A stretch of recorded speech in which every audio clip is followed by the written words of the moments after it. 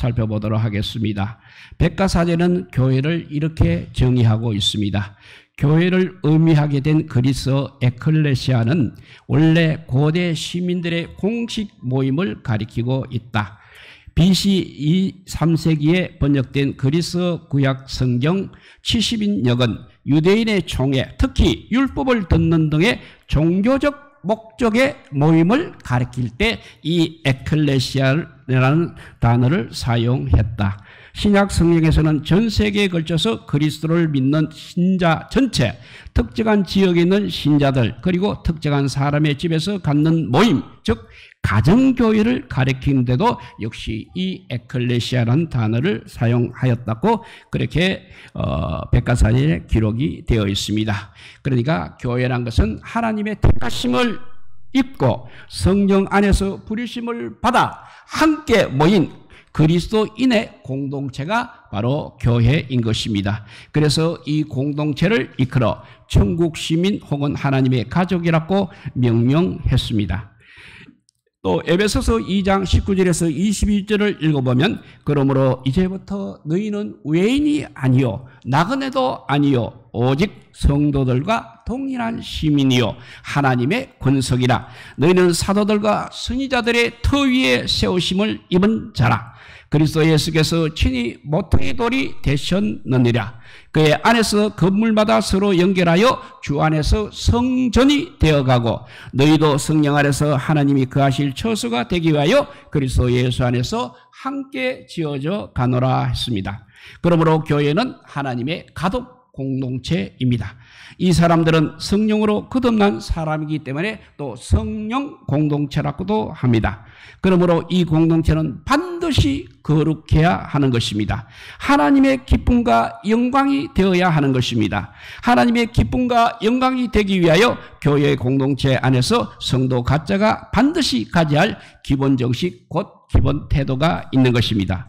그래서 오늘 본문 1절에서 3절을 한번 다시 읽어봅니다. 그러므로 나의 사랑하고 사모하는 형제들, 나의 기쁨이요 면류가 아닌 사랑하는 자들아, 이와 같이 주 안에 서라. 내가 유대어를 권하고 순두기를 권하느니 주 안에서 같은 마음을 품으라. 또 참으로 나와 멍에를 같이 한 너에게 구하나니 복음에 나와 함께 힘쓰던 저 여인들을 돕고 또한 그레멘데와 그의 나의 동족자들을 도우라. 그 이름들이 생명책에 있느니라 했습니다. 오늘 본문에서 보여지는 성도가 교회 공동체 안에서 반드시 가져야 할 기본적인 태도가 세 가지라고 말씀하고 있습니다. 첫째는 주 안에 서라. 두 번째는 주 안에서 같은 마음을 품어라. 세 번째는 주 안에서 서로 도우라 하였습니다. 교회의 공동체가 잘 유지되고 평화를 누리고 힘있게 성장해 나가기 위하여 이 세 가지 공동체 정신이 반드시 꼭 필요하다는 말씀입니다. 먼저 공동체 정신 첫 번째가 줄서기 훈련입니다. 대한민국 남녀는 성인이 되면 모두가 국방의 의무를 감당하게 됩니다. 군에 입대하여 나라를 지키는 일을 위하여 훈련을 받게 되는 것입니다. 처음에 입대하면 훈련소에 입소를 합니다. 훈련소에서 가장 많이 하는 훈련이 바로 제식 훈련인 것입니다. 제식 훈련은 아주 간단합니다. 똑바로 서는 훈련, 앉는 훈련, 앞뒤 좌우로 방향을 전환하는 훈련, 걷는 훈련 등입니다. 이런 훈련을 끊임없이 반복합니다. 이것을 모르는 사람은 없습니다. 다 알고는 있습니다만 그럼에도 훈련을 해야 하는 것입니다.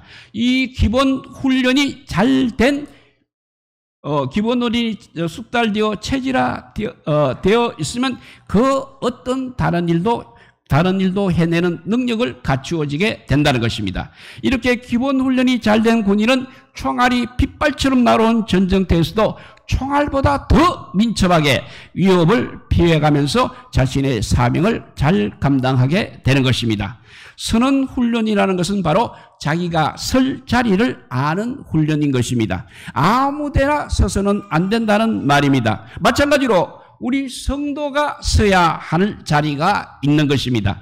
성도가 서야 할 위치가 곧 주 안이라는 것입니다. 주 안에 서는 훈련이 잘 되어 있지 않으면 엄청난 혼란에 빠지게 되는 것입니다. 우리가 일생을 살아가는 동안 수를 헤아릴 수가 없이 많은 사항들이 우리 앞에 전개됩니다. 이때 신앙의 기초훈련이 잘 되어 있지 않는 사람은 설 자리, 앉을 자리, 또 좌우 앞뒤를 구분하지 못합니다. 망설이고 주저하는 사이에 선택할 기회는 바로 벌써 저만치 가버리고 실패와 후회와 절망의 늪에서 허우적거릴 뿐인 것입니다. 성경에 보면 인생의 기초를 세울 때 모래 위에 인생의 집을 세우고 또 반석 위에 세우라는 비유가 있습니다. 마태복음 7장 24절에서 27절이 바로 그 말씀입니다. 읽어보면 그러므로 누구든지 나의 이 말을 듣고 행하는 자는 그 집을 반석 위에 지은 지혜로운 사람 같으리니 비가 내리고 창수가 나고 바람이 불어 그 집에 부딪히되 무너지지 아니하나니 이는 주초를 반석 위에 놓은 까닭이요 나의 이 말을 듣고 행하지 아니하는 자는 그 집을 모래 위에 지은 어리석은 사람 같으니 비가 내리고 창수가 나고 바람이 불어 그 집에 부딪힘에 무너져 그 무너짐이 심하다고 했습니다. 여기서 모래와 같은 것이 무엇이겠습니까? 비바람과 파도가 지나가면 다 무너지고 날아가 버리는 곳입니다. 어떤 사람은 자기의 인생을 돈 위에 세우기도 합니다. 또 권력 위에 세우기도 합니다. 지식이나 명예 위에 세우기도 합니다. 이런 것들이 자기 인생의 목적이 될 때 목적을 위해서는 그야말로 수단 방법을 가리지 않고 있습니다. 우리는 그 결과를 현실에서 많이 보게 되는 것입니다. 그래서 자기 육체를 위하여 심는 자는 육체로부터 썩어진 것을 반드시 거둔다고 성경은 우리에게 경고하고 있습니다. 그러므로 우리는 우리 인생을 반드시 반석 위에 세워야 하는 것입니다. 그래야 무너지지 않습니다. 성경에서 반석이 상징하는 것이 바로 우리 구주 예수 그리스도이십니다. 주 안에 서야 한다는 것입니다. 교회 공동체도 든든히 서기 위하여 반드시 주 안에 서야 하는 것입니다. 주 안에서 하나님의 은혜와 함께 살았던 한 시인은 시편 18편 2절에서 이렇게 고백하고 있습니다. 여호와는 나의 반석이시요 나의 요새시요 나를 건지시는 이시요 나의 하나님이시요 내가 그 안에 피할 나의 바위시요 나의 방패시요 나의 구원의 뿌리시요 나의 산성이시로다 라고 고백을 하였습니다. 이렇게 공동체 정신 그 첫 번째가 바로 줄서기 훈련인 것입니다. 두 번째는 주 안에서 같은 마음을 품어야 한다고 했습니다. 이 세상에 70억 이상의 사람들이 살고 있습니다. 그렇지만 꼭 같은 사람은 아무도 없습니다. 얼굴도 키도 모습도 습관도 마음도 다 다릅니다. 특히 사람에게는 개성이라는 것이 있습니다. 개성을 어떤 사람은 풀어서 개 같은 성질이라고 그렇게 표현하기도 합니다. 왜냐하면 개의 특징이 물고 짖는 것입니다. 그래서 시끄럽고 혼란스럽다는 것입니다. 인간의 개성이 절제나 여과 없이 잘 표현되는 곳 중에 하나가 아마 시장터일 것입니다. 시장터에는 자기 욕심을 채우기 위한 별의별 기발한 모습들이 표출되고 있습니다. 첫째, 서로 좋은 것을 차지하려고 하다가 보니까 자리 싸움도 많이 일어나게 됩니다. 교회 공동체 안에서 개성이 절제나 여과 없이 표출되면 이렇게 장바닥이 되고 만다는 것입니다. 많이 절제하더라도 교회 공동체 안에서 때때로 말썽은 일어나기 마련입니다. 그래서 주님께서 교회 공동체가 기본적으로 가져야 할 태도와 행동 지침을 주셨습니다. 그것이 바로 주 안에서 한 마음을 품으라는 말씀입니다.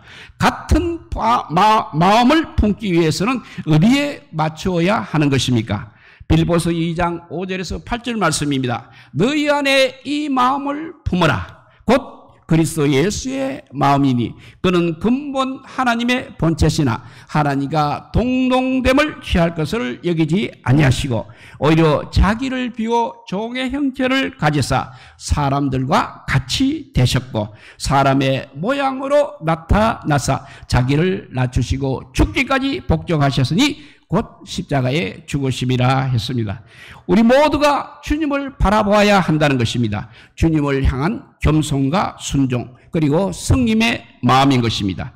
각자의 개성을 이렇게 주님의 말씀에 복종시켜서 행할 때 바로 그곳에서 공동체의 평화와 기쁨과 행복을 맛보게 되는 것입니다. 바로 그 공동체에 하나님께서 임재하시는 은혜를 경험하게 되는 것입니다. 교회는 성도들이 끊임없이 주님의 마음을 배워가고 닮아가는 공동체인 것입니다. 이렇게 공동체 정신 그 첫 번째가 출석이 훈련이라고 했습니다. 두 번째는 주 안에서 같은 마음을 품는 것이다라고 했습니다. 세 번째는 서로 돕고 긍휼을 베푸는 삶입니다. 3절을 한번 다시 읽어보면 또 참으로 나와 멍에를 같이 한 너에게 구하노니 복음에 나와 함께 힘쓰던 저 여인들을 돕고 또한 그레멘데와 그 외에 나의 동력자들을 도우라. 그 이름들이 생명책에 있느니라 했습니다.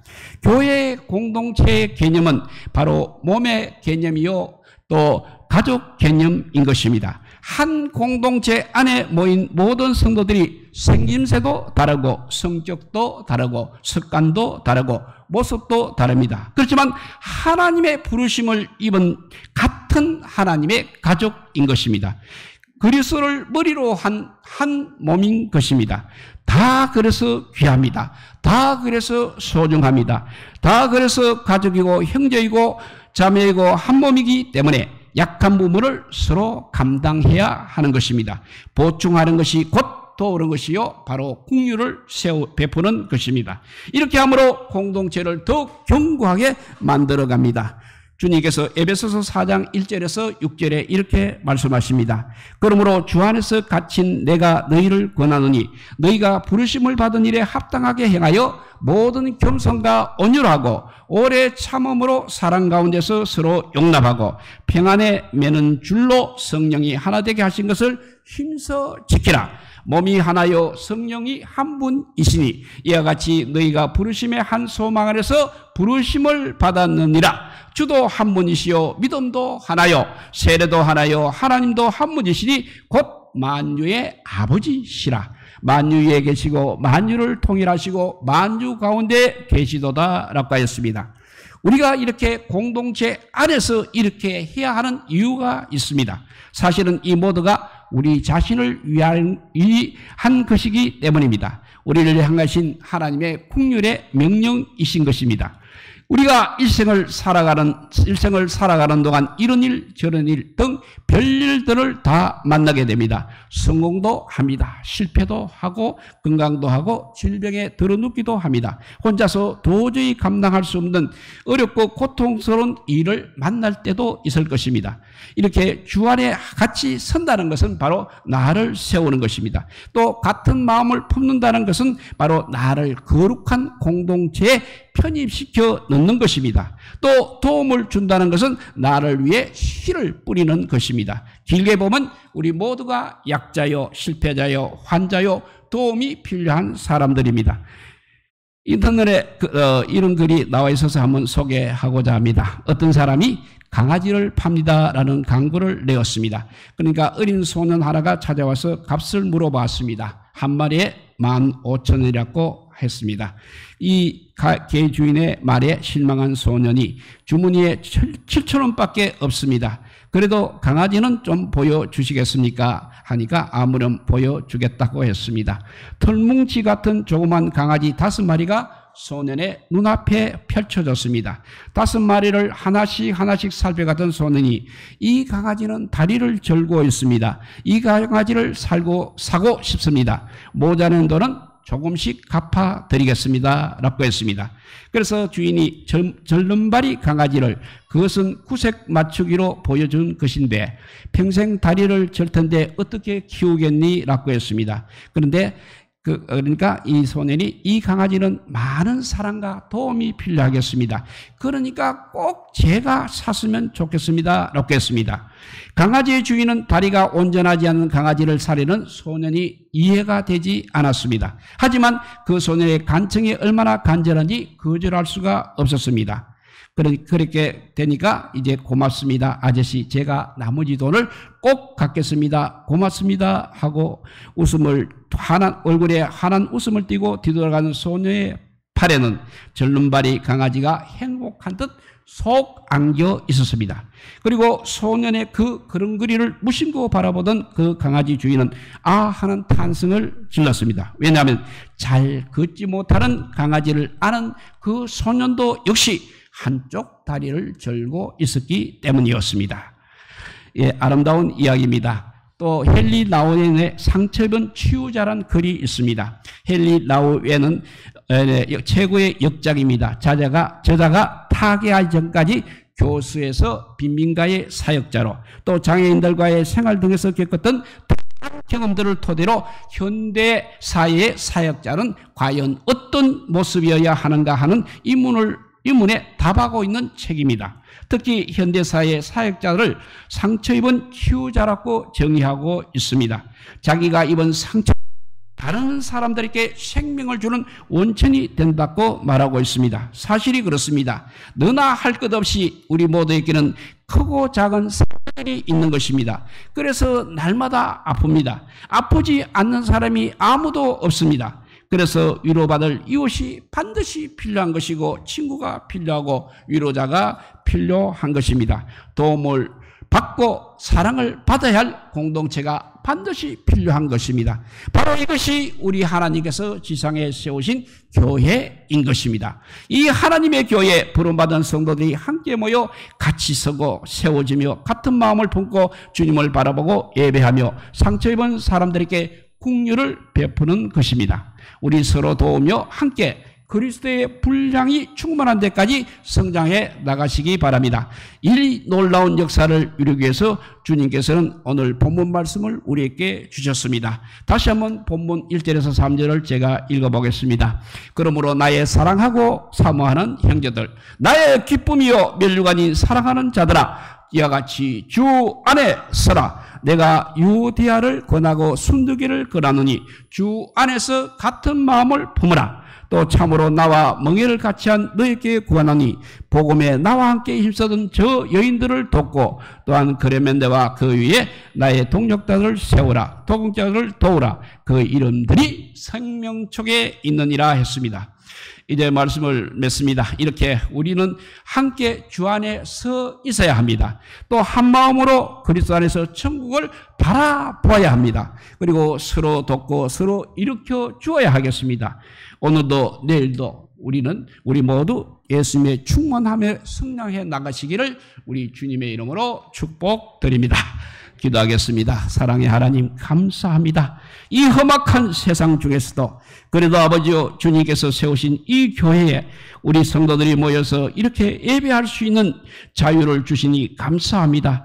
이렇게 공개적으로 예배할 수 있는 아버지요 세상에 예배할 수 없는 것이 세상에 얼마든지 많이 있습니다. 그런 데서 수고하는 선교사들은 참으로 고통스럽습니다. 그럼에도 불구하고 주님께서 늘 가셔서 위로하여 주셔서 그곳에도 복음이 삭트게 하여 주시고 하늘나라가 보이게 하여 주시옵소서. 이 무더운 날씨 속에서도 이 나라 대한민국도 주님이 사랑하여 주셔서 앞으로 주님 오시는 그날까지 정말 주님 앞에 쓰임받는 귀한 나라가 되게 하여 주시고 마지막 때에 더욱 크게 쓰임받는 대한민국과 대한민국의 성도들이 되게 하여 주시기를 간절히 빌고 오라올 때 이 모든 말씀 아무 공도 없으나 우리 구주 예수 그리스도 이름으로 기도드리옵나이다. 아멘.